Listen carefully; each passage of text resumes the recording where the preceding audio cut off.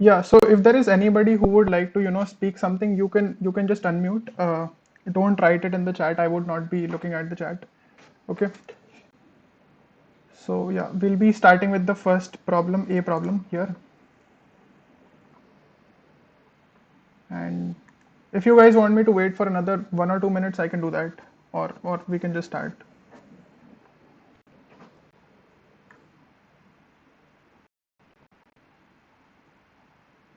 Yeah, I think there are enough people now. We can start now. Okay, so let's you know open OneNote as well. So I've opened the wrong one.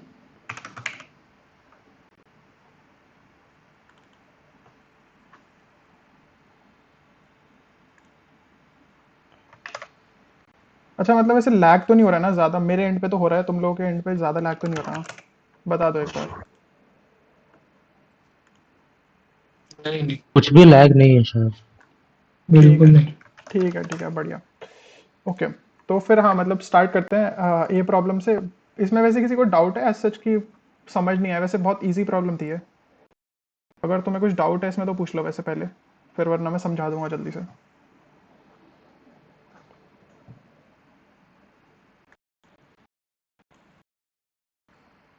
Okay, चलो, किसी को कुछ नहीं कहना। तो basically इसमें करना क्या है ना, तुम्हें बेसिकली ये निकालना है,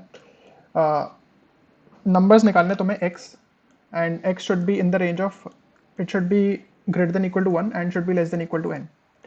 ओके, एंड तुम्हें ये बताना है कि लाइक अगर तुमने एक एक्स नंबर चूज किया है तो इसका जो सम ऑफ डिजिट्स आ रहे हैं, let's say that is y. So you want कि जब तुम एक्स प्लस वन करो तो सम ऑफ डिजिट्स जो है ना ये वाई से छोटा हो जाए। It should not be equal to y, it should not be greater than y. तो मतलब कोई मुझे बता सकता है कि ऐसा कब होगा?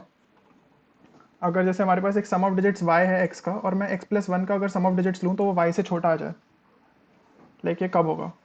हाँ, जब लास्ट डिजिट 9 होगा, जब बढ़ेगा तो सारे डिजिट 0 हो जाएँगे और 1 होगा सम। नहीं मतलब एज़ इन लास्ट का वो। हाँ हाँ, मैं समझ गया। बेसिकली पॉइंट ये है, देखो अगर तुम्हारे पास कुछ भी नंबर है ना x, और ये ऐसे कुछ भी है, और लास्ट में मान लो 9 पड़ा हुआ है, ठीक है, यहाँ पर कुछ भी डिजिट्स हैं, तो तुम ये देख लो कि इसमें टोटल सम ऑफ डिजिट्स क्या है। जैसे मान लो ये y है, y प्लस 9 है बेसिकली, ठीक है। अब अगर तुम यहाँ पर एक नंबर 1 ऐड करते हो ना तो ये वाली प्लेस तो जीरो हो जाएगी, ठीक है, दिस विल बिकम जीरो। अच्छा, एक मिनट में थोड़ा छोटा कर देता हूँ बिकॉज मेरा फेस भी दिख रहा होगा इसमें। तो इसमें अगर तुम 1 ऐड करोगे ना लास्ट डिजिट पे, इट विल बिकम जीरो।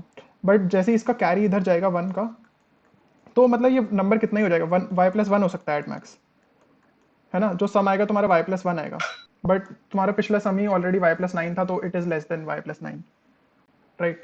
सो हमें बस ये निकालना है ऐसे कौन से नंबर्स हैं, ऐसे कौन से नंबर्स हैं जिनके एंड में last digit should be a 9, हमें बस ये निकालना है।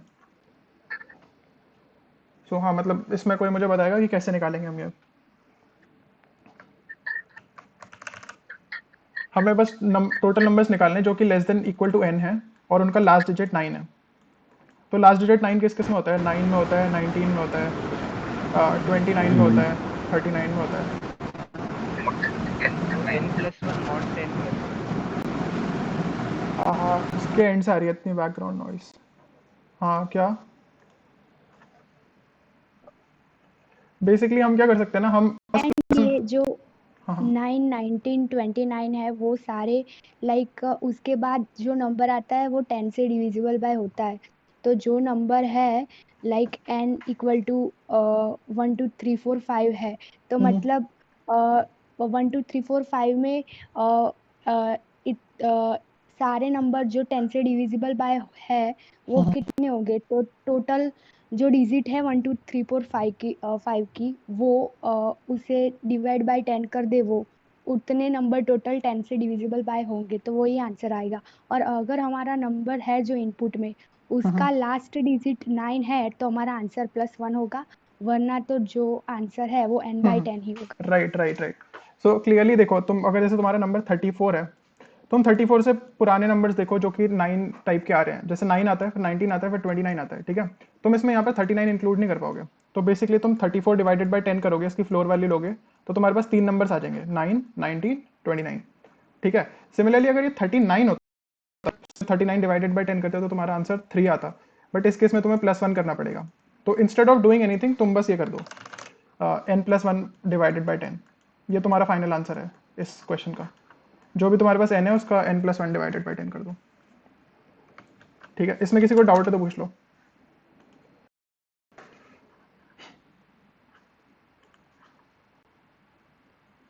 ओके, अज्यूमिंग किसी को कोई डाउट नहीं है तो हाँ, मतलब बी से स्टार्ट करते हैं। ए हम बाद में कर लेंगे अगर टाइम बचा। वैसे मैंने रिकॉर्ड तो कर ही लिया, मैं तुम्हें रिकॉर्डिंग दे दूंगा।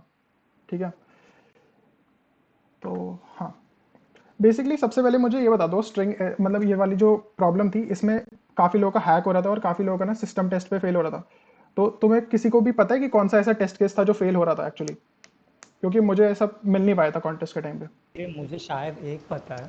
हाँ हाँ। मतलब मेरे दोस्तों ने क्या किया था कि वो हम्म, चेक कर रहे थे कि जो गिवन स्ट्रिंग है ना, जिसको हमें चेक करना है उसका अकरेंस है या नहीं, मतलब वो बन सकता है या नहीं।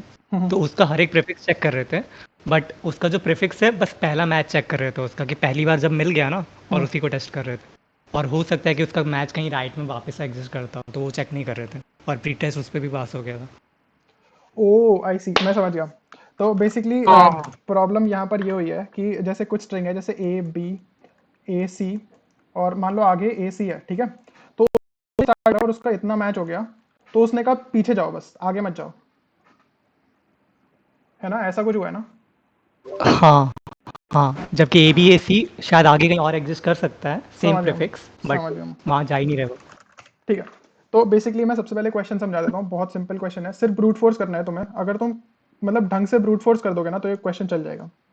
ठीक है, तुम्हारे पास स्ट्रिंग एस है, तुम किसी भी कैरेक्टर आई पे आओ, और अब तुम क्या करो, तुम राइट जाना स्टार्ट करो। आई से राइट गए तुम, और जैसे तुम राइट गए, तुमने मान लो इतनी स्ट्रिंग कंसिडर कर ली।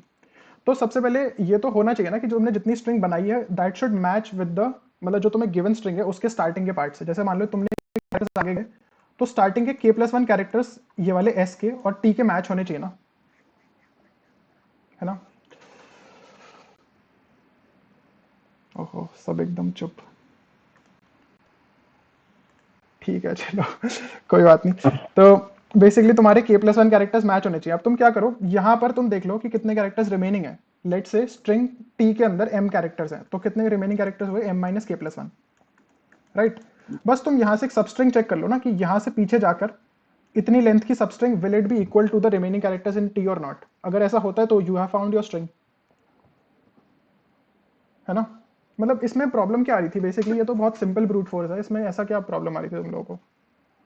यही किया था तभी और हैक हो गया था। एन क्यू भी था ना आपका ब्रूट हाँ हाँ, फोर्स, मेरा मतलब एन क्यूब था, मेरा एन क्यूब सोल्यूशन था। हर प्रीफिक्स के लिए उसका हर स्लाइडिंग विंडो और चेक करो पीछे वाला रिवर्स करके, वही ना? हाँ, बट मैं तुम्हें दिखा देता हूँ मैंने बेसिकली इंप्लीमेंट कैसे करा था। मेरे हिसाब से ना, तुम लोग जो कह रहे हो ऑर्डर ऑफ एन क्यूब, वो तुम्हारा order of n to the power 4 चला गया होगा अगर तुम्हारा टीएलई आ रहा है तो, अननोइंगली। जैसे ऐसा होता बहुत बार है कि तुम्हें लगता है तुम्हारा solution order of n cube है, बट वो actually order of n to the power 4 जैसे चला जा रहा है। तो फिर उस पॉइंट पे तुम कुछ नहीं कर सकते, वो तो टीएलई आएगा। ठीक है, अभी अभी स्क्रीन दिख रही है ना सबको? सी प्रॉब्लम ना? अभी हम बी प्रॉब्लम पे हैं, सी पे नहीं अच्छा है अभी। अच्छा, डी पे। ओके ओके, सॉरी मैं अभी ज्वाइन किया। ठीक है, तो बेसिकली हाँ, मतलब ए और बी, वैसे तुम्हें रिकॉर्डिंग मिल जाएगी तो ऐसे हम पीछे नहीं जा रहे। तो पॉइंट ये है कि मैंने स्ट्रिंग के दोनों इनपुट ले लिए, और उसके बाद ना मैंने एक वेरिएबल बनाया फाउंड। तो मुझे ये बताता है whether I found my answer और नॉट। और अगर जैसे फाउंड ट्रू है तो मुझे पता है कि मुझे आंसर मिल गया, तो मैं लूप से बाहर मतलब निकल जाऊंगा, ब्रेक कर दूंगा। अदरवाइज मैं क्या करूंगा, मैं इस कैरेक्टर को सबसे पहला कैरेक्टर मानूंगा, ith कैरेक्टर को मैं अपना सबसे पहला कैरेक्टर मानूंगा, और यहाँ से राइट जाना स्टार्ट करूंगा। और जहां तक भी मैं राइट जाऊंगा ना, हर पॉइंट पे मैं पीछे चेक कर लूंगा कि मैं यहाँ से पीछे जाके लेफ्ट में अपनी स्ट्रिंग बना सकता हूँ या नहीं बना सकता। अगर बना सकता हूँ तो आई ब्रेक, मतलब मैं अपना आंसर बस ये बोल दूंगा कि मुझे मिल गया, और फिर मैं हट जाऊंगा लूप से पूरे। तो सबसे पहली कंडीशन क्या होनी चाहिए, तुम जिस कैरेक्टर पे खड़े हो it should match with the first character of T, right? जो तुम्हें टी स्ट्रिंग दे रखी है, अगर उसके साथ ही मैच नहीं करेगा तो तुम यहाँ से स्टार्ट नहीं कर सकते अपनी स्ट्रिंग, है ना? ये समझ में आ रहा है सबको?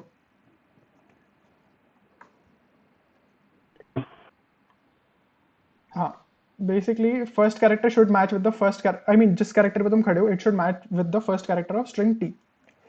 अब तुम क्या करो, तुमने मैच हो गया जैसे, अब तुम यहाँ पर आओ और बस फॉर लूप चलाओ राइट तक, कि बस अब मैं राइट जा रहा हूँ। तो बेसिकली मैं चेक कर रहा हूँ कि s at j is equals to t at covered. Covered मेरा बताता है कि मुझे अभी कौन सा कैरेक्टर पे मैं खड़ा हूँ टी स्ट्रिंग में।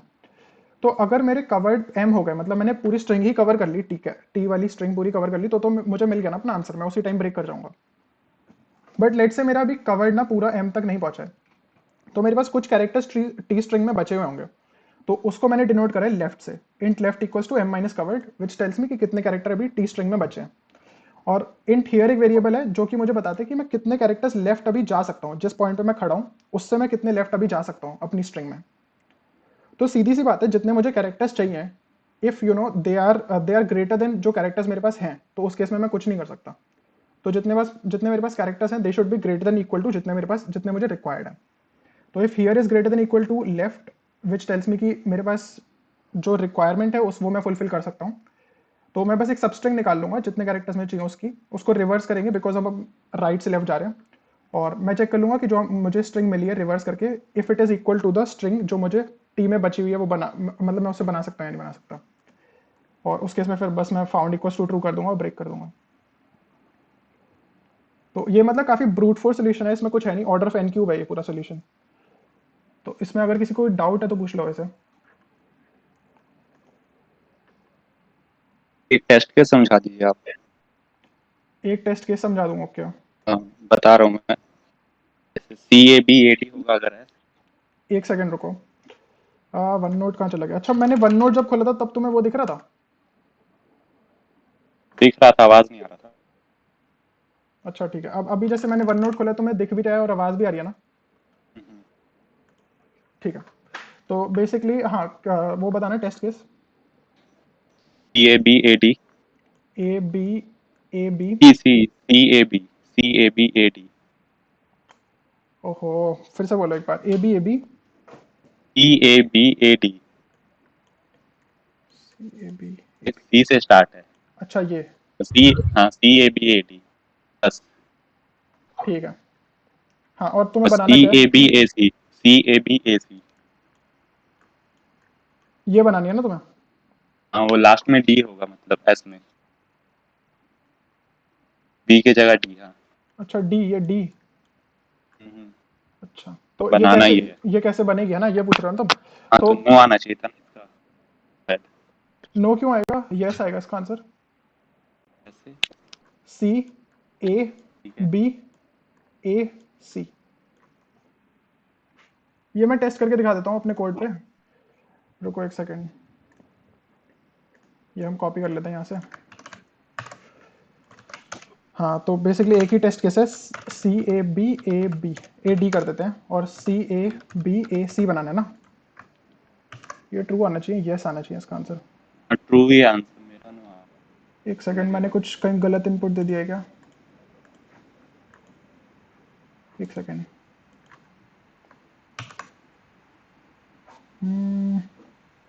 पता नहीं क्या इशू है मेरे कोड में अभी। लास्ट कैरेक्टर चेक कर लेना अब। क्या चेक एकदम करना? एकदम लास्ट में जाओ अपने कोड में। इनपुट टर्मिनल पे चेक करो ना, एरर डॉट टीएक्सटी खुला है। उससे क्या फर्क पड़ता है, एरर डॉट टीएक्सटी वो तो पार्ट है कोड का, मतलब लाइक, अरे एक सेकंड रुको, CABCD है ना ये, एक सेकंड रुको। तो कुछ एक्स्ट्रा कॉपी हो जाता है वो कैरेक्टर, वो 0x लास्ट में जाना एकदम अपने कोड में। अच्छा, अपने कोड में लास्ट में जाऊं? ओ अरे यार, ये कहाँ से आ गया? ये सब भी हुआ। ये कहाँ से आ गया? चल रहा है भाई ये तो कोड अभी तक। अच्छा हाँ, यस आ रहा है, टाइम 7 मिली सेकेंड, यस आ रहा है, यस ही आना चाहिए इसको, इसका, ठीक है। तो हाँ, आई होप मतलब ये समझ में आ गया होगा, इसमें ना कुछ था नहीं, इसमें सिर्फ ब्रूट फोर्स था, बट तुम्हें बस ब्रूट फोर्स अच्छे से करना था, सारे एज केसेस कवर करते हुए। एज मैंने केसेस इसका एक डिफरेंट हाँ इम्प्लीमेंटेशन किया था हाँ हाँ इसमें। हाँ, क्या जैसे किया था? फॉर एवरी आई मैं उसका एक नया स्ट्रिंग कंस्ट्रक्ट कर रहा हूँ। सो ठीक है, कोई एक स्ट्रिंग ले लीजिए, जैसे ABC कुछ भी। For example I equal to 2 है, so I will reverse all the string before I, मतलब AB को मैं रिवर्स करके अपेंड कर दूंगा ABA से। ये ऐसे? आई मीन सबसे पहले ABA रहेगा सब स्ट्रिंग टिल I। हाँ हाँ, तुम उसको रिवर्स कर रहे हो ना, इसको सी ले लो पहली बात तो। इसको Okay. रिवर्स करने के बाद क्या आएगा? ए सबसे बी सी। पहले CBA, सबसे पहले CBA लिखूंगा, सबस्ट्रिंग टिल आई। उसके बाद टिल i-1 जितने भी जो भी स्ट्रिंग है उसको रिवर्स करके इसको अपेंड कर दूंगा, तो यू आर BC। सेइंग अच्छा बी सी। हाँ, सो ये मेरा नया स्ट्रिंग हो जाएगा। अब जो मेरे को फाइंड करना है S2 वाला स्ट्रिंग, आई विल फाइंड अगर वो इसमें है कि नहीं। अगर है तो मीन्स तो फिर यस, अगर नहीं, ऐसे करते करते किसी में भी ये नहीं क्यों हुआ। वर्क कर रहा है? ये ऐसे वर्क कैसे कर रहा है? लाइक तुमने बस ऐसे रिवर्स कर दिया, उससे क्या हुआ? नहीं, I mean left most right most point अपना C हो गया ना, तो कहीं से भी मैं चालू करूँ C में एंड किया और फिर मैं लेफ्ट जाऊँ तो फर्क नहीं पड़ता ना, तो मीन्स। अच्छा ओ, समझ गया मैं, समझ गया। हाँ सही है, ये सही है, ये काफ़ी सही सोल्यूशन है। बेसिकली इसने क्या किया, इसने बट यहाँ पर ना एक प्रॉब्लम आ रही है। तुम इस पूरी सबस्ट्रिंग को रिवर्स करोगे ना, जहाँ से तुम मतलब पूरा प्रीफिक्स को रिवर्स करोगे ना। हाँ, टिल i-1। हाँ ठीक है। तो बेसिकली इसने क्या किया, जैसे स्ट्रिंग ऐसे है, इसने यहाँ से उठाया एक कैरेक्टर, और इसने ना जैसे अगर यहाँ तक की स्ट्रिंग कंसीडर कर रहा है, लेट से यहाँ तक की, आई तक की, तो इसने क्या करा, इस इतने पूरे पार्ट को ना रिवर्स करके यहीं ऐड कर दिया। बेसिकली इसके आगे ये वाला पूरा पार्ट ऐड कर दिया। Late say this is x, इसको रिवर्स करके एक्स डैश यहाँ पर ऐड कर दिया, और फिर इसमें फाइंड कर लिया कि वेदर दिस इज पॉसिबल और नॉट। तो हाँ, ये भी सही है, ये भी सही है। हाँ ठीक है। हाँ, बी प्रॉब्लम में किसी को कोई डाउट है तो पूछ लो जल्दी से, वरना फिर सी स्टार्ट करते हैं।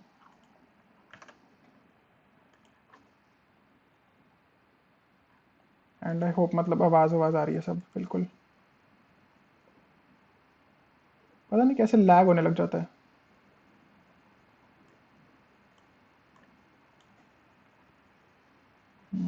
चलो ठीक है, तो सी प्रॉब्लम करते हैं फिर। हाँ, सी प्रॉब्लम में बेसिकली क्या है, तुम्हारे पास ना मतलब लाइक दो टीम्स हैं, ए एंड बी, उनके बीच में पेनल्टी शूट आउट हो रहा है। तो और तुम्हारे पास एक 10 कैरेक्टर्स की स्ट्रिंग है, और लेट से यहाँ पर एक स्ट्रिंग ऐसी टाइप की है 1011 अगर है ना, तो इसका मतलब है जो फर्स्ट जो बंदा किक ले रहा है ना यहाँ पर, he will be scoring a goal, and if it is a zero then it means कि वो मिस हो जाएगा, वो गोल नहीं होगा। ठीक है। और अगर कोई क्वेश्चन मार्क है ना, तो तुम उसको खुद से फिल कर सकते हो। You can decide whether you want a goal here और नॉट अ गोल। ठीक है। तो तुम्हें बेसिकली ये बताना है कि कितनी मतलब शॉर्टेस्ट प्रीफिक्स, अगर तुम्हारे पास स्ट्रिंग एस है, तुम इसमें से शॉर्टेस्ट प्रीफिक्स अगर उठाओ, तो अगर तुम इसका किसी तरीके से कुछ रिजल्ट निकाल दो, क्वेश्चन मार्क्स को कुछ रिप्लेस करके, तो तुम्हें इसके आगे का ना इवेल्युएट करना ही नहीं पड़े। मतलब जैसे मैं तुम्हें एक एग्जांपल लेता हूँ, जैसे मान लो 5-5 है ना, 5-5 तुम्हारे पास पेनल्टी शूटआउट्स हैं, और टीम ए ने ना फर्स्ट 3 पेनल्टीज में 3 स्कोर कर दिए, और टीम बी ने फर्स्ट 3 पेनल्टीज में 0 स्कोर करें। तो क्लियरली अब उसके पास 2 पेनल्टी शूटआउट्स बची हैं, इसके पास भी 2 पेनल्टी शूटआउट्स बची हैं। अगर ये दोनों मिस भी कर देता है और ये दोनों स्कोर भी कर देता है, देन ऑल्सो वो हार जाएगा, है ना। तो हम कह सकते हैं कि लाइक 6 पेनल्टी शूटआउट्स के बाद वी हैव आवर आंसर, कि अब वो कोई दूसरी टीम मतलब जो है वो जीत नहीं सकती। तो तुम्हें बस ये बताना है कि क्वेश्चन मार्क्स को किस तरीके से रिप्लेस करें, सच दैट तुम्हें जो आंसर, तुम्हें जो अपना मतलब रिजल्ट मिले ना, वो मिनिमम प्रीफिक्स में मिल जाए। तो इसमें किसी के पास कोई अप्रोचेस हैं, क्या कर सकते हैं, कंसिडरिंग ये लेंथ बहुत छोटी है स्ट्रिंग की, 10 ही है बस। रिकर्जन यूज कर सकते हैं इसमें, लाइक हर पॉसिबिलिटी टेस्ट कर सकते हैं 0-1 डाल के क्वेश्चन मार्क पे। राइट, उसकी टाइम कॉम्प्लेक्सिटी बताओ। They go up to power n into test cases, ठीक है। like 2 power 10 है, तो हाँ, तो हो n जाएगा हमारा सब हाँ करेक्ट। n, राइट, n हमेशा हमारा 10 है। तो तुम अगर सारी पॉसिबिलिटीज ट्राई करते हो ना, replacing every question mark with a 1 and a 0, हर पॉसिबिलिटी ट्राई करोगे तो 2 to the power n possibilities हो जाएंगी विद रिकर्जन। और क्लियरली मतलब तुम्हारे पास 1000 टेस्ट केसेस हैं, तो this is not a very big number, this is somewhere close to 10 to the power 6, तो ये चल जाएगा। तो इसमें मतलब कुछ भी नहीं था, ये तो बहुत सिंपल है। ये तो वैसी प्रॉब्लम है जैसे रिकर्जन नहीं कराते मतलब ऐसे छोटे बच्चों को, वैसी प्रॉब्लम है ये। प्रॉब्लम है ऐड कोडर में सी होते हैं, बट मतलब मुझे समझ नहीं आया कि PF ऐसे कोड इतने तो बहुत होता है। ऐसा टफ क्या था इस प्रॉब्लम में, मुझे तो ये समझ नहीं आया कि ऐसे सी प्रॉब्लम बना दी। चलो मतलब हाँ, देखते हैं कि बेसिकली कर क्या रहा हूँ मैं रिकर्जन में। मैं तुम्हें ये दिखा देता हूँ, स्ट्रिंग एस है मेरे पास, मैं उसको पास कर रहा हूँ इंडेक्स, इंडेक्स मेरी अभी 0 है, मैं 0th इंडेक्स पे खड़ा हूँ स्ट्रिंग में। फर्स्ट टीम ने 0 गोल स्कोर करे हैं, सेकंड टीम ने भी 0 गोल स्कोर करे हैं। फर्स्ट टीम के पास अभी 5 ट्राइज बचे हैं, सेकंड टीम के पास भी 5 ट्राइज बचे हैं, और स्ट्रिंग एस हमारी बता रही है कि क्या उसमें मतलब आउटकम्स हैं। ठीक है, तो क्लियरली अगर इंडेक्स 10 हो जाए, मतलब मैं स्ट्रिंग के एंड पे पहुंच जाऊं, तो मुझे पता है कि मुझे अपना रिजल्ट मिल चुका है ना। तो उस केस में प्रॉब्लम दिख रहा है। क्या क्या फिर से बोलना। वन नोट पे आप दिखा रहे हो क्या आप भी?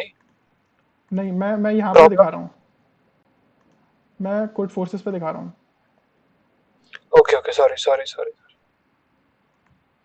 अच्छा ओके, कोड फोर्सेस दिख रहा है ना तुम सब लोगों को, वन नोट तो नहीं दिख रहा ना। हाँ हाँ हाँ, सॉरी सॉरी। हाँ फिर ठीक है। तो बेसिकली अगर इंडेक्स 10 हो जाए, मतलब मैं स्ट्रिंग के एंड पे पहुंच जाऊँ, तो मुझे अपना रिजल्ट पता ही है, कुछ भी नहीं करना, रिटर्न 0, कोई भी और स्टेप्स नहीं चाहिए। और सिमिलरली अगर एफ मेरा बताता है कि फर्स्ट टीम ने कितने स्कोर कर रखा है, और K1 मुझे बताता है कितनी उसकी किक्स बची हैं अभी, तो क्लियरली अगर मैं फर्स्ट के जितने उसने स्कोर कर रखा है प्लस उसकी जितनी वो किक्स ले सकता है, अज्यूमिंग कि वो सब में स्कोर करेगा, even if that is less then S, तो मुझे पता है ना कि फर्स्ट टीम हार जाएगी, तो उस केस में मैं रिटर्न 0 कर दूंगा। सिमिलरली अगर सेकंड टीम ने मान लो एस गोल स्कोर करे हैं और उसके पास K2 किक्स बची हैं अभी, तो if the combination of these two, if that is still less than the goal scored by the first team till now, तब भी हम कह सकते हैं कि अब हमें और मतलब पेनल्टी शूटआउट्स नहीं चाहिए, तो उसको इस केस में भी हम रिटर्न 0 कर देंगे। सिमिलरली अगर हमारे पास इंडेक्स पे 1 पड़ा है ना स्ट्रिंग की, तो मुझे पता है कि ये गोल स्कोर हुआ है, तो इंडेक्स मॉड्यूलो 2 बस मुझे बताता है कि फर्स्ट टीम ने किक लिया या सेकंड टीम ने लिया। अगर फर्स्ट टीम ने लिया तो मैं F प्लस प्लस कर दूंगा, K1 माइनस माइनस कर दूंगा, मतलब सिमिलरली फिर S प्लस प्लस और K2 माइनस माइनस, और रिटर्न में क्या करूंगा, 1 प्लस करूंगा, बिकॉज यहाँ पर मैं एक पेनल्टी शूट आउट ले चुका हूँ, एक पेनल्टी ले चुका हूँ, तो उसके बाद मैं और ले सकता हूँ आगे। ठीक है, मतलब वो बाकी रिकर्जन कॉल कर दो। सिमिलरली 0 वाला केस है, और जब वो है ना क्वेश्चन मार्क, तो तुम दोनों ट्राई कर लो और उसका मिनिमम ले लो।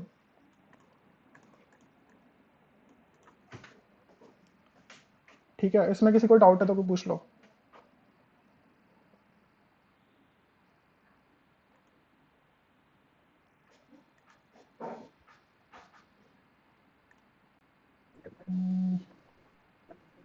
बी और सी कवर हो गई है, मतलब किसी को कोई डाउट है दोनों में तो दोनों में पूछ सकते हो।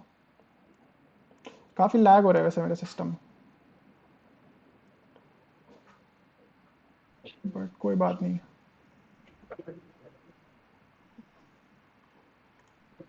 हाँ ठीक है, तो सी प्रॉब्लम डन है, डी देखते हैं फिर। कोई कुछ बोल रहा है क्या वैसे, मतलब लाइक मुझे सुनाई नहीं दे रहा।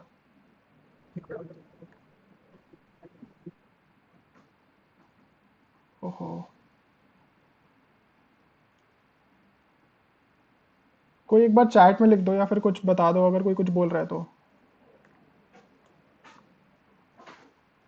रीसेंट कॉन्टेस्ट में लिख दो।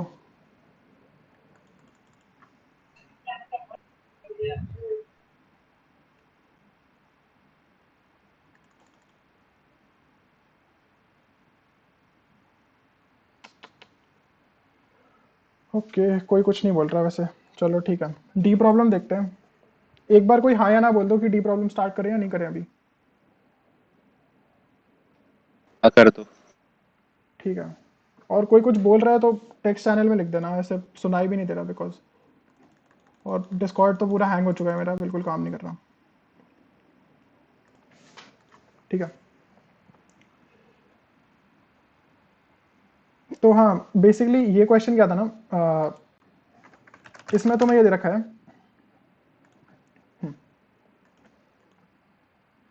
स्ट्रिंग एस है और तुम्हारे पास स्ट्रिंग टी है। करना क्या था इसमें, मैं तो भूल गया।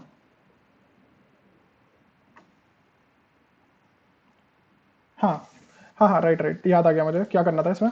इसमें तुम्हारे पास स्ट्रिंग एस है, और तुम क्या करते हो बेसिकली, मान लो ये कैरेक्टर्स है तुम्हारे पास, और n लेंथ की स्ट्रिंग है स्ट्रिंग एस। ठीक है, तो तुम जब फर्स्ट कैरेक्टर पे आते हो ना, तुम्हारे पास दो ऑप्शंस हैं, either you press a back space और यू एंटर दिस कैरेक्टर। तो लेट्स से यहाँ पर ए पड़ा हुआ था, तो अगर तुम ए डाल दोगे ना, तो तुम्हारी नई स्ट्रिंग अभी ए हो जाएगी, मतलब जो तुम नई स्ट्रिंग एक बना रहे हो।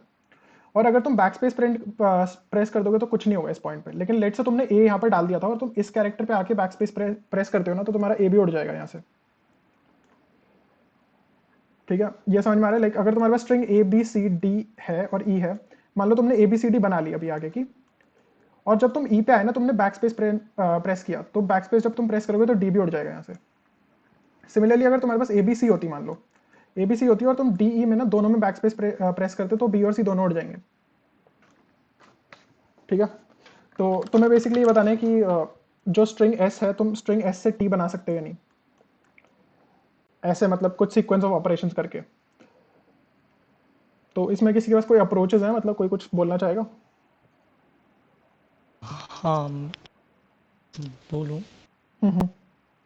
तो इसमें क्या हो रहा था, हम जब भी कुछ डिलीट कर रहे हैं तो लेट्स से कि हम आयत कैरेक्टर पे आए तो आयत कैरेक्टर को या तो हम टाइप करेंगे या तो हम डिलीट करेंगे। बट अगर हम डिलीट करते हैं आयत कैरेक्टर पे तो i-1 कैरेक्टर जो टाइप हुआ था वो भी डिलीट हो जाएगा अगर टाइप हुआ था i-1 पे तो। राइट ठीक राइट। है, तो मतलब अगर हम कभी डिलीट कर रहे हैं तो पेयर में मतलब 2 कैरेक्टर एट ए टाइम डिलीट होंगे कभी भी। तो अगर हमने total I let's x indexes पे डिलीट किए हैं तो 2 इंटू एक्स कैरेक्टर्स डिलीट होंगे और जो बच गए हैं वो राइट होंगे। ठीक है, तो अगर हम देखें तो टी का हर एक कैरेक्टर, इसी आइडिया से टी का हर एक कैरेक्टर अगर होगा तो एस में उस कैरेक्टर का जो इंडेक्स होगा ना उन सब का पैरिटी, उन सब की पैरिटी अल्टरनेटिंगली चेंज होती जाएगी। तो सबसे पहला character let's say odd index पे हो सकता है तो सेकंड कैरेक्टर जो टी का होगा वो या इवन पे ही होना चाहिए, देन नेक्स्ट कैरेक्टर ऑड पे ही होना चाहिए एंड सो ऑन, ऐसे अल्टरनेट होगा।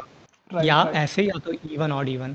तो मैंने क्या किया था हर एक कैरेक्टर मिनट वो डिस्कस करेंगे हम। पहले मैं तुम्हें ये बताता हूँ कि ये अप्रोच जो तुमने बताई है वो कैसे चल रही है, ठीक है।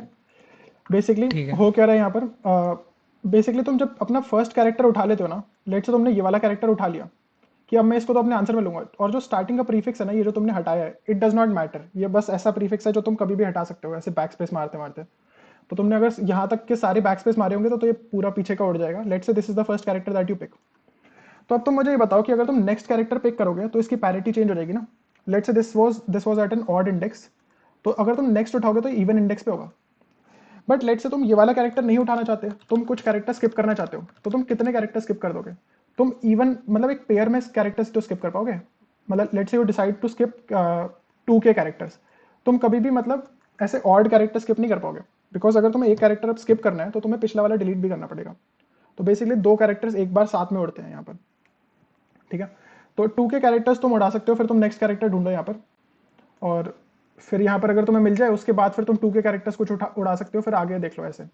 तो ये तब है जब तुम स्टार्टिंग से आगे मतलब if you go from left to right. But मैं तुम्हें इसका राइट टू लेफ्ट वाला तरीका बताऊंगा जो कि काफी मस्त है। तुम अगर लेफ्ट टू राइट ऐसे करते हो ना तो तुम ऐसे कर सकते हो। राइट से काफी छोटा सा कोड था शायद इसका, हाँ। अजीब सा लोकल छोटा सा। अगर तुम लेफ्ट टू राइट करते हो ना तो तुम्हें थोड़ी पॉसिबिलिटीज भी ट्राई करनी पड़ेंगी। लाइक अभी तो ये ऑड इंडेक्स पे है, हो सकता है तुम्हें कहीं इवन इंडेक्स पे मिल रहा होता तो तुम वो वाला लेना चाहते ना, हो सकता है ऐसा हो।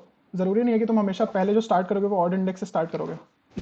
दो केसेस से, या तो हम ऑड से स्टार्ट करें या तो इवन से स्टार्ट करें, तो दोनों किए थे मैंने। राइट, सही है। हाँ, तो ये इसमें तुम्हें क्या चक्कर है ना, इसमें तुम्हें 2 केसेस बनाने पड़ेंगे, या तो तुम ऑड इंडेक्स से स्टार्ट करो या फिर इवन से स्टार्ट करो, ठीक है। तो यहाँ पर थोड़ा कोड बड़ा हो जाएगा, कुछ होगा नहीं, बट मैं तुम्हें इसको ना राइट टू लेफ्ट करना दिखाता हूँ एक बार, लाइक राइट टू लेफ्ट में कैसे इजीली हो जाएगा ये। तो मान लो तुम्हारी ये स्ट्रिंग टी है और ये तुम्हारी स्ट्रिंग ये वाली स्ट्रिंग एस है, ठीक है। तुम लास्ट कैरेक्टर पे जाओ, लेट से इट इज ए, लेट से इट इज ए और late say this is B. तो अगर यहाँ पर ए कैरेक्टर है और यहाँ पर बी है तो तुम्हें ये पता है ना कि तुम्हें 2 स्किप करने पड़ेंगे। इस पे अग्री करते हो ना सबके सब कि अगर मेरे पास लास्ट कैरेक्टर दोनों का मैच नहीं कर रहा तो मुझे लास्ट में 2 स्किप करने पड़ेंगे। हाँ, दो एटलीस्ट दो। राइट, एटलीस्ट 2 स्किप करने पड़ेंगे। लेट से यहाँ पर सी होता या ए भी होता, मैंने स्किप कर दिया 2। अब यहाँ पर मुझे ए मिला। अब मुझे ये बताओ कि मुझे इस ए को उठाना चाहिए या नहीं उठाना चाहिए। वेदर देयर आर 2 पॉसिबिलिटीज और whether I should pick it up, ये बताओ मुझे। उठा लेना चाहिए, ग्रीन। हाँ, अब देखो मैं तुम्हें बताता हूँ उठा क्यों लेना चाहिए। सही है, सबसे पहली पॉइंट ये है कि उठा क्यों लेना चाहिए। तुम ये देखोगे कि हम जो सफिक्स उड़ा सकते हैं ना पूरी स्ट्रिंग में से, that suffix will also have to be of even length. सबसे पहली चीज ये है, ठीक है। तो मैंने इवन लेंथ का सफिक्स यहाँ से उड़ा दिया अभी के लिए। अब मैं क्या करूंगा, मुझे ए मिला यहाँ पर, तो मेरे पास 2 पॉसिबिलिटीज है, either I pick up this A और I pick up some other A which is towards the left of this A. तो अब जो नेक्स्ट वाला ए है, let's call it A dash, उसकी इंडेक्स ऑड हो सकती है, मतलब उसको उठाने पे हो सकता है हम ऑड नंबर ऑफ प्लेसेस उड़ा रहे हो सफिक्स से, और या फिर हमारा क्या हो सकता है कि हम उसको उठाने से इवन नंबर ऑफ एलिमेंट्स हम उड़ा रहे हो सफिक्स से। तो अब मुझे बताओ कि हम ऑड वाला उठा सकते हैं कभी भी हम ऐसा ए उठा सकते हैं जिसको उठाने से यहां पर ऑड कैरेक्टर्स मिस हो जाए, अगर ये हमारा फर्स्ट कैरेक्टर है तो। मतलब सॉरी फर्स्ट एज इन पीछे से फर्स्ट है तो ये समझ नहीं आएगा। उड़ा नहीं सकते मतलब। देखो पॉइंट ये है कि देखो ये इवन नंबर ऑफ एलिमेंट्स को उड़ाने के बाद हमारा ए आया है, तो हम इसको ले या फिर हम नेक्स्ट वाले ए को ले, मैं ये पूछ रहा हूँ। तो तुम ये देखोगे कि जो तुम ए ले सकते हो ना, all these as will be of the form कि वो इवन नंबर ऑफ एलिमेंट्स तुम्हारे सफिक्स से उड़ गए हों, ऐसे टाइप के ही ए तुम उठा सकते हो, कभी भी तुम ऑड वाले नहीं उठा सकते। देखो मैं इसको थोड़ा और अच्छे से एक्सप्लेन करता हूँ। Let's say this is your string S, this is your T. Let's say your character is A here, then you have let's say A, B, C, D, A और A। हाँ मान लो ये string है, तो जब तुमने A और B को कंपेयर करा तो A और B इक्वल नहीं है, तो तुमने दो कैरेक्टर्स उड़ा दिए यहाँ से। फिर तुमने A और C को कंपेयर करा, तुमने फिर दो कैरेक्टर्स उड़ा दिए। Now the question is which of these A's should I choose. अगर मेरे पास ऐसे तीन A's हैं तो should I choose the first one, should I choose the second one और should I choose the third one. ये बताओ कौन सा बेस्ट रहेगा चूज करना।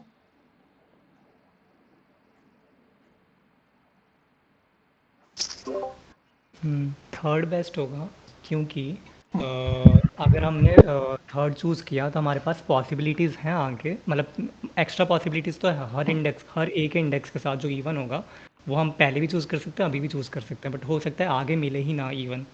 एक ये रीज़न है, और एक और रीज़न है कि हो सकता है आगे अगर मैच मिले किसी और कैरेक्टर के लिए जो सेकंड लास्ट था, तो उनके बीच में गैप कम होगा, ऐसा कुछ। हाँ तो देखो सबसे पहली चीज है, तुम अगर 1 को उठाओ या तुम 3 को उठाओ बात एक ही है, बट एक इशू आता है। मान लो यहाँ पर कैरेक्टर ना बी होता, यहाँ पर ये बी कैरेक्टर होता और तुम्हें यहाँ पर ना चाहिए भी बी ही होता, तो आप बताओ कौन सा उठाओगे, तुम थर्ड वाला उठाओगे या फर्स्ट वाला उठाओगे। इस केस में फर्स्ट उठाना बेटर रहेगा, थर्ड वाला। थर्ड अगर तुम उठाओगे तो देखो बी तो वैसे भी स्किप हो गया ना, अब तुम्हें बी नहीं मिल रहा। मान लो यहाँ पर पूरी स्ट्रिंग में कहीं भी बी नहीं है, तो बी तो स्किप हो गया, कहीं नहीं मिलेगा। और अगर तुम ए मतलब फर्स्ट उठाते हो ना या थर्ड उठाते हो, बात एक ही है, बट फर्स्ट उठाने से फायदा हमारा ये हो रहा है कि हम और पॉसिबिलिटीज एक्सप्लोर कर पाएंगे। थर्ड उठाने से हमारी थोड़ी पॉसिबिलिटीज कम हो जाएंगी, और सेकंड तो हम उठा ही नहीं सकते बिकॉज यहाँ पर ऑड नंबर ऑफ एलिमेंट्स हो जाएंगे सफिक्स में, है ना। तो तुम क्या करो बेसिकली, बस पीछे से आइटरेट करो, जब तुम्हें कैरेक्टर मिले जो सेम है उसको उठा लो, जब नहीं मिले तो बस दो कैरेक्टर स्किप कर दो। तो इसका कोड दिखाता हूँ, काफी सिंपल था।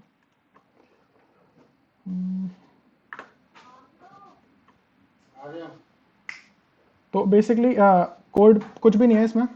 क्या करा मैंने, बस पीछे से आइटरेट करना स्टार्ट किया दोनों स्ट्रिंग्स में, और मैंने चेक करा कि जिस इंडेक्स पे मैं अभी खड़ा हूँ, if it is equal to जो स्ट्रिंग एस में है, अगर है ऐसा तो दोनों में माइनस माइनस कर दो, एल्स जो स्ट्रिंग एस है उसमें से एन माइनस इक्वल्स टू 2 कर दो, और अगर तुम्हें मिल जाए एंड तक तुम पहुंच जाओ अपनी स्ट्रिंग टी में, तो फिर यस प्रिंट कर दो, अदरवाइज नो। तो इसमें किसी को कोई डाउट है? एंड मतलब हाँ एक चीज़ और ध्यान में रखा करो, whenever you are implementing, ऐसे नहीं कि बस क्वेश्चन देखा और आइडिया आया और लॉजिक इम्प्लीमेंट करने चले गए। जैसे अगर तुम इसी प्रॉब्लम में देखोगे, इस प्रॉब्लम को दो तरीके एक तरह से मतलब करने के, ठीक है। अगर तुम लेफ्ट टू राइट जाओगे तो बहुत एकदम पॉसिबिलिटीज तुम्हें एक्सप्लोर करनी पड़ेंगी और कॉम्प्लेक्स हो जाएगा कोड। बट अगर तुम थोड़ा सोचो कि लाइक अगर तुम पीछे से आगे तक आइटरेट करोगे तो कोड कितना सिंपल हो जा रहा है। बट ये आर्ग्यूमेंट जो आपने राइट टू लेफ्ट लिया ना कि लास्ट वाला पिक करना चाहिए, same argument left to right भी यूज हो रहा था, मतलब अब क्योंकि हर इंडेक्स पे ये है, ये तुमने सही कहा, ये आर्ग्यूमेंट लेफ्ट टू राइट भी वैलिड रहेगा, but the whole thing is कि लेफ्ट टू राइट जाने में तुम्हें दो पॉसिबिलिटीज तो एक्सप्लोर करनी ही है, डेफिनेटली करनी है। बट राइट टू लेफ्ट आने में तुम्हें पता ही है कि जब लास्ट में से इवन नंबर ऑफ एलिमेंट्स उड़ाने हैं तो मुझे चेक ही क्यों करना है इतनी सारी। क्योंकि लेफ्ट में ऐसा हो रहा था, पहला जो प्रीफिक्स है वो ऑड लेंथ का भी हो सकता था, इवन का भी हो सकता था। एग्जैक्टली। तो ठीक है, मतलब वैसे तो इतना कुछ ज़्यादा मुश्किल भी नहीं था लेफ्ट टू राइट भी करोगे तो, बट वही है कि जब तुम कॉन्टेस्ट में हो और अगर तुम्हारे पास सिंपल कोड हो कंपेयर टू एक कॉम्प्लेक्स कोड, तो उसको डीबग करना भी आसान होता है, और कोई अगर रॉन्ग आंसर या टीएलई कुछ आ रहा है तो उसको फिर वैसे भी सही करना आसान होता है, ठीक है। तो हमारी बेसिकली ABCD प्रॉब्लम्स हो गई हैं। तो मैं ए प्रॉब्लम की ना तुम्हें रिकॉर्डिंग दे दूंगा, ए प्रॉब्लम मैं फिर से कवर नहीं कर रहा, बट हाँ ई प्रॉब्लम देख लेते हैं एक बार।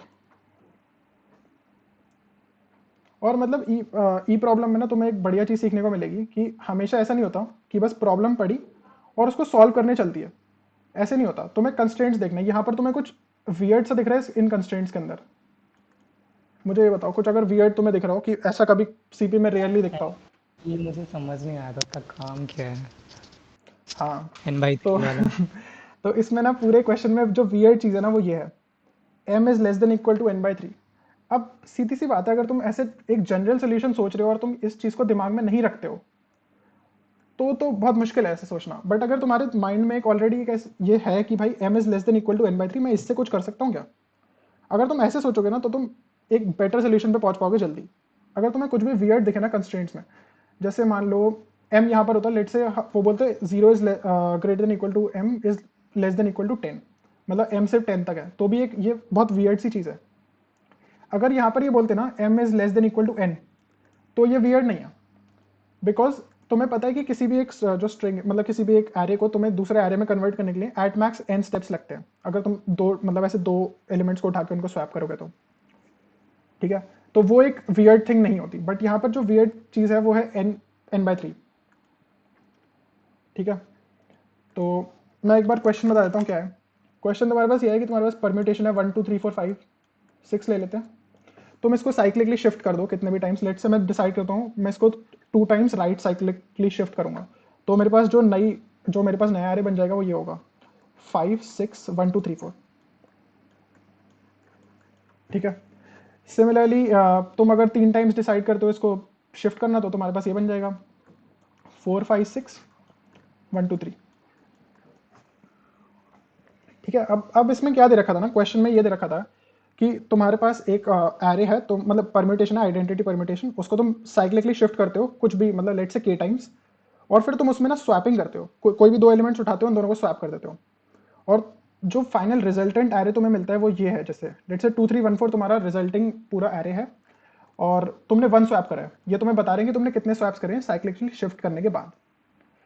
तो अब पूरा का पूरा क्वेश्चन ये है कि ऐसे कितने टाइप्स के साइक्लिक शिफ्ट तुम कर सकते हो सच दैट तुम at most m times swap करने के बाद तुम सेम एरे पे पहुंच जाओ। तो जैसे तुम्हें ये वाला एक्सप्लेन कर देता हूँ ना।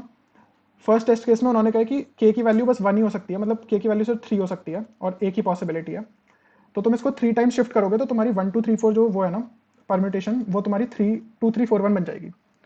और तुम इसमें अगर थर्ड और फोर्थ कैरेक्टर्स को स्वैप कर लोगे तो तुम्हारा 2 3 1 4 बन जाएगा, which is the same as the array given.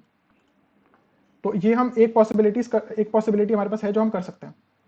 Similarly तुम बाकी टेस्ट केसेस एक्सप्लोर कर सकते हो, बट यहाँ पर तुम ये देखो, अगर तुम्हारे पास एक आइडेंटिटी परम्यूटेशन है, लेट से मैं उसका कह देता हूँ first character is k, let say first character is x, तो परम्यूटेशन पूरी फिक्स हो गई या नहीं हुई ये बताओ मुझे। अगर मैं कह दूँ साइक्लिकली रोटेट करने के बाद फर्स्ट कैरेक्टर x है, तो तुम परम्यूटेशन उससे बना सकते हो, ये बताओ पहले।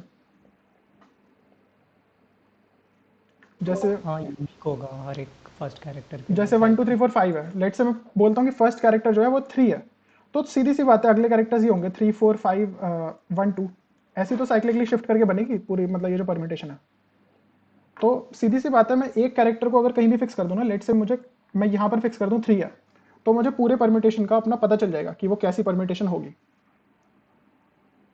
ठीक है। तो पॉइंट सबसे पहले यह है कि अगर तुम एक एलिमेंट फिक्स करते हो तो तुम्हारी पूरी परम्यूटेशन फिक्स हो जाती है। दूसरी चीज यहाँ पर यह है, लेट से मैं तुम्हें एक एरे देता हूँ a और एक एरे देता हूँ b, तुम्हें a से b में कन्वर्ट करना है, एलिमेंट सेम है बस पोजीशन अलग है। जैसे यहाँ पर हो सकता है 1, यहाँ पर 2 हो सकता है, फिर यहाँ पर हो सकता है 2, यहाँ पर 1 हो सकता है, यहाँ पर लेट से 3 है 4 4 3। तो तुम्हें क्या करना है, तुम्हें एरे a को ना b में कन्वर्ट करना है, और तुम कोई से भी दो एलिमेंट्स उठा सकते हो और स्वैप कर सकते हो उन्हें। तो लाइक किसी को कुछ पता है ऐसे मतलब मिनिमम नंबर ऑफ स्वैप्स हम क्या करें जिससे a से b बन जाए, इसका किसी को कोई आइडिया? इन्वर्जन से रिलेटेड है क्या कुछ? नहीं, ये इन्वर्जन से नहीं होता। वैसे मैं तुम्हें एक स्टैंडर्ड प्रॉब्लम बता देता हूँ।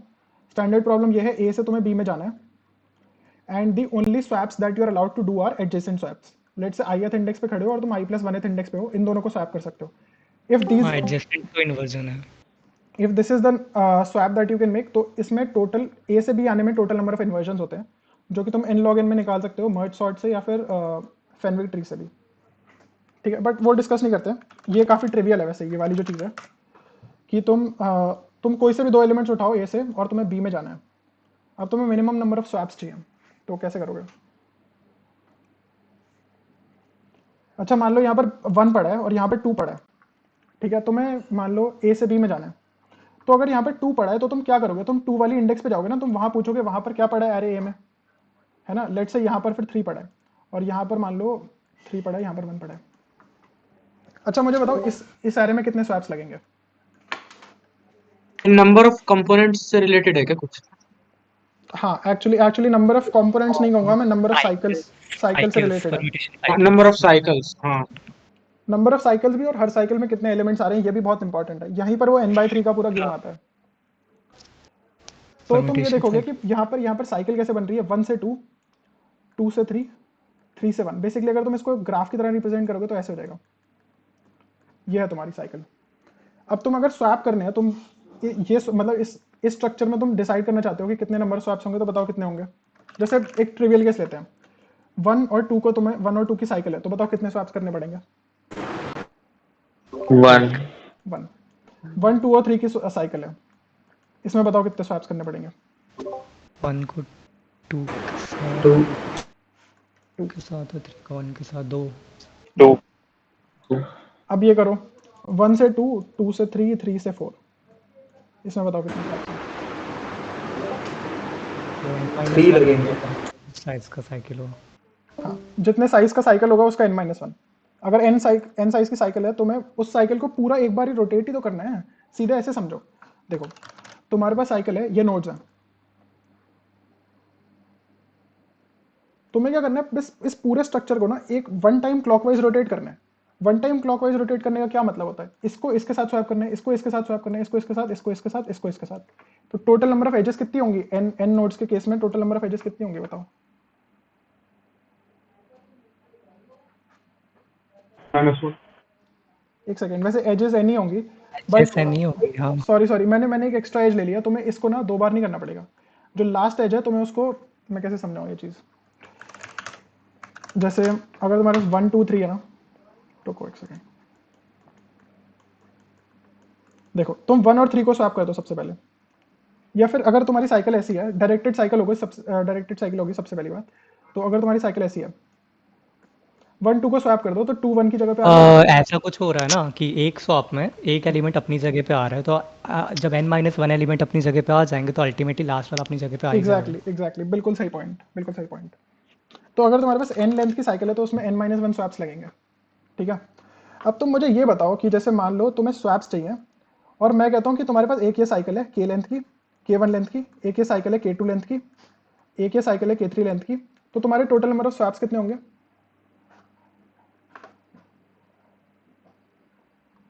k1 plus k2 plus k3 minus 3। k1 - 1 plus k2 - 1 plus k3 - 1। अब तुम जैसे मान लो मैं तुम्हें कहता हूँ कि 6 एलिमेंट्स जो है, 6 एलिमेंट्स ऐसे हैं जो कि अपनी सही जगह पर नहीं है, ठीक है। तो ऐसे क्या क्या तरीके हो सकते हैं, हो सकता है 2 की साइकिल बन जाए, 2 की साइकिल बन जाए और 2 की साइकिल बन जाए, 2 2 2। ऐसा हो सकता है 3 और 3 की साइकिल बन जाए, ऐसा हो सकता है 4 और 2 की साइकिल बन जाए, है ना। ये 3 पॉसिबिलिटीज है ना। तो बताओ सबसे कम आंसर किस केस में आएगा। सबसे कम आंसर अगर हमें स्वैप्स करने हो तो किस केस में आएगा।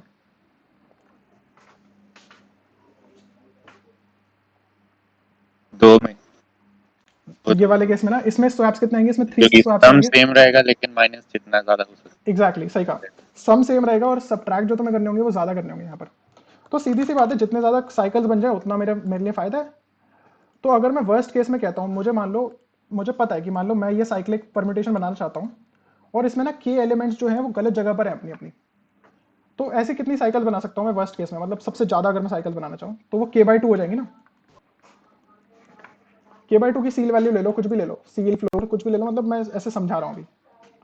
तो k/2 तुम्हारी एट मैक्स साइकिल्स बनेगी ना, और k/2 अगर साइकिल्स बनेंगी तो इसमें कितने तुम्हें ऑपरेशंस करने पड़ेंगे, दैट विल बी k।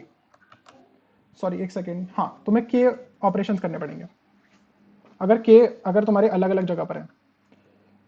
तो सीधी सी बात है, अगर तुम्हारे पास जो तुमने एक साइक्लिक परम्यूटेशन डिसाइड कर ली जिसमें लेट से k ऐसे नंबर्स हैं जो गलत पोजीशंस पर हैं, तो वर्स्ट केस में तुम्हें कितने स्वैप्स करने पड़ रहे हैं, वर्स्ट केस में मतलब बेस्ट केस में तुम्हें k स्वैप्स ही करने पड़ रहे हैं। और उसने कितना कहा है, उसने कहा है कि भाई सिर्फ मैं n/3 स्वैप्स कर सकता हूँ। ये एक्चुअली ना ये k/2 होना चाहिए था, ये k/2 है सॉरी। तो उसने क्या कहा है हमें, उसने कहा है कि भाई n/3 ही स्वैप्स कर सकता हूँ।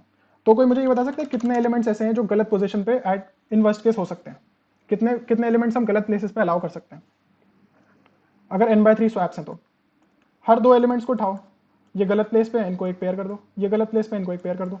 तो इन वर्स्ट केस तुम 2n/3 एलिमेंट्स ऐसे हो सकते हैं जो अपनी पोजीशन से हटकर एक गलत पोजीशन पर है। ठीक है, ये समझ में आ रहा है अभी तक? आई नो मतलब काफी ऐसे अजीब है, बट हाँ मतलब लॉजिक तो यही था। सही है फिर आइडिया, मुझे परम्यूटेशन साइकिल्स का नॉलेज ही नहीं था इससे पहले। ठीक है, तो यहाँ पर ये देखो आप 2n/3 एलिमेंट्स अपनी गलत पोजीशन पे हो सकते हैं। तो तुम्हें ये पता है ना कि वर्स्ट केस में जब इतने हैं तो एटलीस्ट n/3 एलिमेंट्स अपनी सही पोजीशन पर होने चाहिए, एटलीस्ट n/3। अगर तुम एक वो साइक्लिक परम्यूटेशन कंसीडर कर रहे हो, जो भी तुम कंसीडर कर रहे हो, उसमें n/3 एलिमेंट्स अपनी सही पोजीशन पे होने चाहिए। तो जैसे मान लो n/3 अब सही पोजीशन पे है, तो तुमने एक परम्यूटेशन उसकी बना ली, कोई दूसरे n/3 उठाए तो उसकी एक और परम्यूटेशन उठा ली, कोई तीसरे n/3 उठाए तो तुमने एक और परम्यूटेशन उठा ली। तो इन वर्स्ट केस तुम 3 परम्यूटेशंस अगर सिर्फ चेक करोगे ना, only checking for 3 permutations, then you are done. 3 से आंसर कभी बड़ा नहीं हो सकता। अब ये पॉइंट आता है कि हम डिसाइड कैसे करें कौन से 3 परम्यूटेशंस। तो मतलब वो जो है इतने सारे हैं, साइक्लिक उसको रोटेट करोगे तो n टाइम्स आते हैं, मतलब जो टोटल पॉसिबिलिटीज हैं। तो हम 3 ऐसे कौन से उठाएं? तो हमने बोला था हमें एक ऐसी परम्यूटेशन उठानी है जिसमें n/3 एलिमेंट्स अपनी सही पोजीशन पर हैं। तो मैं क्या करूंगा, जैसे मान लो मैं मतलब जो एलिमेंट्स हैं उनको ना एक ऑफसेट दे दूंगा। जैसे मान लो ये 1 पड़ा है यहाँ पर, और अच्छा एक सेकंड रुको, ये मान लो 1 की पोजीशन है और 1 यहाँ पर पड़ा है, तो ऑफसेट कितना हुआ? जैसे मान लो k का ऑफसेट है, तो मान लो 2 का भी k का ऑफसेट है, तो मैं इनको ना एक सेम क्लास में रख लूंगा। 1 2 3 4 लेट से ये वाले जो सारे एलिमेंट्स हैं इनका k का ऑफसेट है कि तुम k टाइम साइक्लिकली शिफ्ट करो तो ये अपनी सही जगह पर आ जाएंगे। तो मैं क्या करूंगा, बस मैं ऐसे पेयर मतलब उनको एक क्लासेस में डाल दूंगा और मैं सिर्फ वही वाली क्लासेस कंसीडर करूंगा जिसमें n/3 से ज़्यादा एलिमेंट्स हैं। तो मेरे पास परम्यूटेशन भी है, मुझे एलिमेंट्स भी पता है कौन सी सही जगह पर है, बस मुझे उसके बाद साइकिल्स बनानी है, ग्राफ कंस्ट्रक्ट करना है और उसमें हर साइकिल की लेंथ निकालनी है बस। ठीक है, मतलब आई नो काफ़ी हैवी है ये चीज़ ऐसे समझना, बट बेसिकली लॉजिक तो यही था और इम्प्लीमेंटेशन भी थोड़ी तो हैवी थी बिकॉज ऐसे ग्राफ कंस्ट्रक्ट करने और ये सब चीज़ें। आई थिंक स्टार्टिंग के लिए ठीक है, हम इसके आगे खुद कर सकते हैं शायद। सही है फिर आइडिया। ठीक है, मैं फिर भी एक बार ना कोड दिखा देता हूँ तुम्हें, लाइक जो भी इंटरेस्टेड है। पूरा ऐसे समझाऊंगा नहीं, बट मैं तुम्हें बेसिक आइडिया दे देता हूँ कहाँ मैं क्या कर रहा हूँ कोड में। ठीक है, तो ये वाला जो मेरा फंक्शन है ना बूल पॉसिबल, ये मुझे बताता है कि एक्चुअली जो मैं इसको परम्यूटेशन भेज रहा हूँ मैं उससे जो मेरा गिवन एरे है मैं उसमें पहुंच सकता हूँ m स्टेप्स में या नहीं पहुंच सकता। ठीक है, ये तो वो वाला पार्ट है। तो इसमें बेसिकली ग्राफ कंस्ट्रक्ट में कर नहीं रहा हूँ, मैंने इसको थोड़ा मतलब क्लेवरली करा है, मैंने इस साइकिल को खुद ही बना दिया है विदाउट कंस्ट्रक्टिंग द ग्राफ। तो इसको मैं ऐसे एक्सप्लेन नहीं कर रहा हूँ, बट मैं यहाँ एक्सप्लेन कर देता हूँ। देखो, तो मेरे पास एक ऑफसेट है और ऑफसेट में मैं स्टोर कर लूँगा कौन से एलिमेंट्स हैं जो एक्चुअली उस ऑफसेट को फॉलो करते हैं। तो सबसे पहले तो मैंने पोजीशन स्टोर कर ली कि कौन सी पोजीशन पे, मतलब हर एलिमेंट कौन सी पोजीशन पे आता है। दूसरा मैंने एक ऑफसेट निकाल लिया कि जो एक्चुअली वो एलिमेंट है उसकी पोजीशन क्या होनी चाहिए थी और क्या उसकी पोजीशन अभी है। तो ये उसका ऑफसेट हो जाएगा और ऑफसेट के अंदर मैंने डाल दिया उसको। और उसके बाद बस मैं चेक कर रहा हूँ कि कोई एक ऐसा क्लास है जिसका लेस देन n/3 एलिमेंट्स है तो उसमें कंटिन्यू कर दो, वरना बस चेक कर लो कि एक्चुअली बन सकता है नहीं बन सकता आंसर। ठीक है, तो बेसिकली तुम्हें वर्स्ट केस में 3 ट्राइज करने पड़ेंगे, तो ऑर्डर ऑफ n काम कर सकते हो तुम वहाँ पर। ठीक है, आई होप मतलब ऐसे समझ में आ गए होंगे सारे 5 क्वेश्चंस। कोई और डाउट है तो पूछ लो वैसे जल्दी से।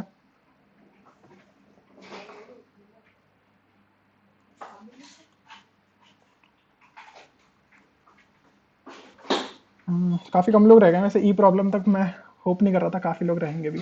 आपने एफ पढ़ा था क्या आज का? एफ भी काफ़ी सही था, शॉर्ट था काफ़ी।